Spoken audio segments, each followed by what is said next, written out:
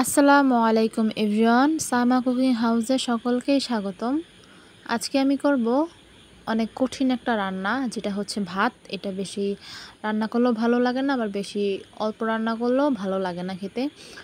তো এটা অনেক কঠিন কাজ আমার জানা মতে। ফার্স্টে আমি এটা পারতাম না, আমার কাছে অনেক কঠিন লাগতো, মানে ভাত নরম হয়ে যেত, অনেক সময় শক্ত হয়ে যেত। তো এখন আমার ইনশাল্লাহ আমি পারি। এখন আমি এটা রাইস কুকারে বসিয়ে দিলাম। রাইস কুকারে দেখাবো। অনেক আপুরা আছেন যারা রাইস কুকারে কীভাবে ভাত রান্না করতে হয় আপনারা এর সঠিক নিয়মটা জানেন না বলতে কীভাবে পানি দিতে হয় জানেন না, যার কারণে ভাত অনেক সময় নরম হয়ে যায়, আবার অনেক সময় শক্ত থেকে যায়। তো এখানে আমি আঙ্গুলের মাঝখানের যে রেখাটা থাকে অতটুকু পর্যন্ত আমি পানি দিয়েছি। এখন আমি এটা বসিয়ে দিব। এটা হচ্ছে রাইস কুকারের ভিতরের। আপনারা এটা বসিয়ে দিলে এখানে আপনারা যদি চামচও ইউজ করেন, রাইস কুকারের সাথে একটা চামচ দেয়, এটা যদি ইউজ করেন আপনারা কারেন্ট ভয় পাবেন না। ফার্স্টে আমি এরকম ভয় পেতাম যে কারেন্ট শর্ট করবে হয়তোবা। তো এখন আমি এটা প্লাগটা মানে এখানে বোর্ডের মধ্যে আমি ঢুকিয়ে নিচ্ছি। আপনারা এভাবেই দিবেন। তারপরে এই যে ওয়ার্ম একটা লেখা আসছে, এটা মানে জ্বলছে, এই লাইটটা জ্বলছে। তো কুকে আমি দিয়ে দিলাম। নিচেরটা হালকা আস্তে করে চাপ দিবেন, তাহলে কুক লেখা আসবে, ওটাতে দিলেই হয়ে যাবে। তো এখন আমি এটা ঢেকে দিব।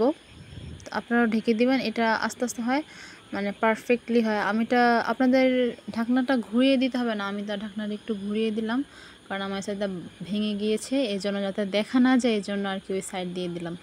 এটা আরেকবার উল্টি আপনাদেরকে দেখিয়ে নিচ্ছি।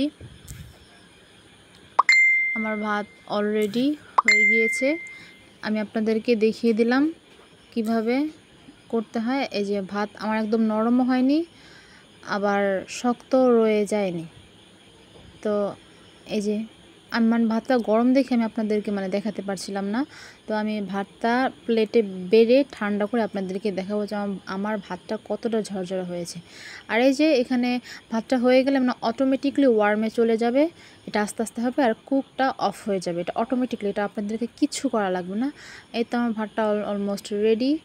তো একদম ঝরঝরা হয়েছে। আর আপনারা যারা আমার চ্যানেল এখন নতুন, দয়া করে আমার চ্যানেলটাকে সাবস্ক্রাইব করবেন। আর যারা ফেসবুক পেজ থেকে দেখছেন তারা অবশ্যই পেজটাকে ফলো দিয়ে পাশে থাকবেন। আর আপনারা আমার থেকে কি ভিডিও মানে চান যে আপু আপনি এই ভিডিওটা দেন, তারা অবশ্যই কমেন্টস করবেন।